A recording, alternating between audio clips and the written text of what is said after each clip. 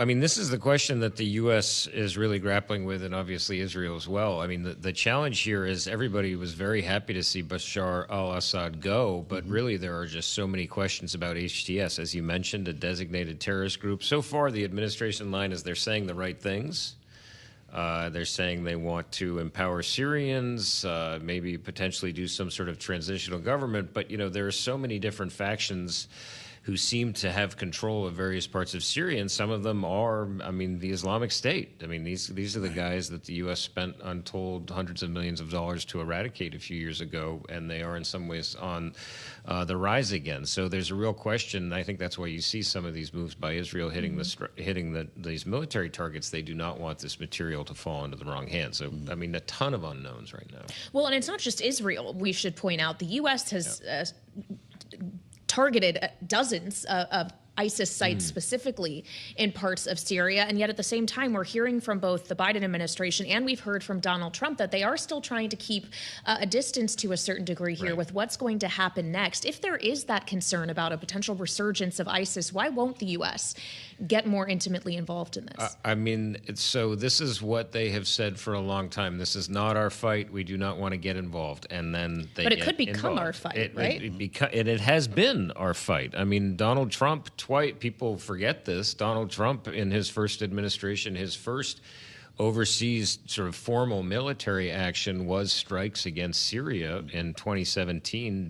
This was during his summit with Xi Jinping in Mar-a-Lago, where he slipped out and ordered these Tomahawk missile strikes on Syria.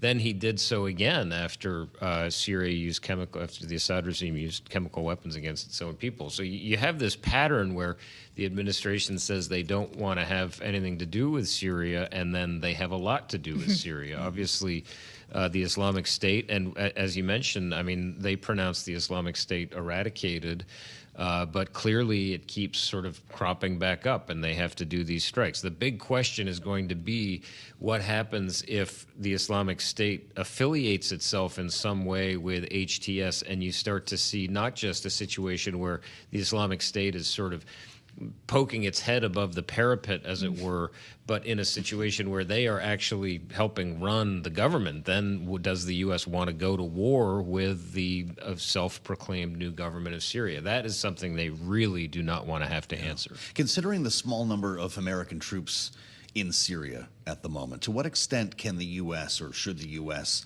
leverage allied Kurdish forces still in the country?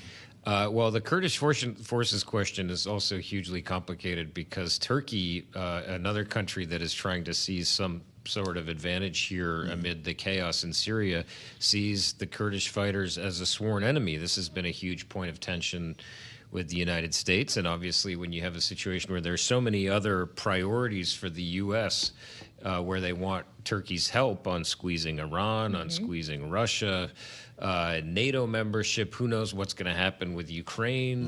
There's just so many. How big of a priority are these Kurdish fighters going to be for this administration, given Turkey feels so strongly about it? So it's a real question of also prioritization, which incidentally is what you saw with Russia, why they are not supporting Syria. Their priorities were Ukraine, and now we have exactly the situation we've seen unfolding. Well, and now Russia has potentially lost a critical port in the Mediterranean as a result. On Iran, though, which you just mentioned, obviously Syria and Lebanon border each other. Iran has used Syria as a conduit to get weapons to Hezbollah, which already has been seriously diminished by the Israeli offensive over the last several months. Now that potential line of replenishment has been broken. So what does that do to not just Iran's ability to operate with its most powerful proxy, but also do for Israel as it still has conflict ongoing with these proxies? Right. Well, they are now in a putative ceasefire with Hezbollah, so they've sort of declared, at least for the time being, a cessation of hostilities. Look, in some ways,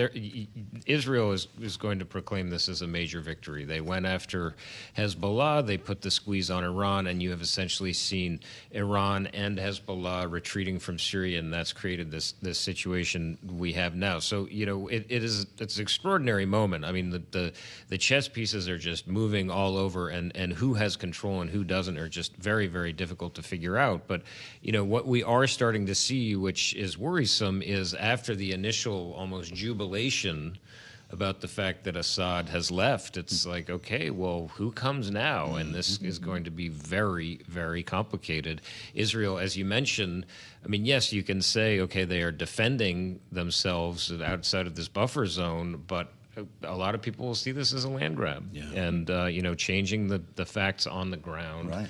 As they jockey for position. Well, interesting comments from Benjamin Netanyahu yesterday, effectively taking credit for what happened. Right. In his remarks to the nation, he said his country had reshaped the Middle East as we promised we would do. We've heard so much about the errors made by Russia and Iran leading to this. To what extent is he correct? Well, I mean, certainly going after Hezbollah and essentially decimating them, putting that pressure on Iran. I mean, the U.S., there was a call a senior administration official did with reporters over the weekend as this happened. There was a little bit of credit taking there as well by the U.S. Listen, we created the conditions for a very brittle regime with sanctions both on Iran and Syria. So a lot of folks taking credit. Will be very interesting to see how many are taking credit 6 months from now if they don't like this new government that takes control in Syria and what the situation is on the ground there and whether it's a force for stability or further instability in the region. Yeah.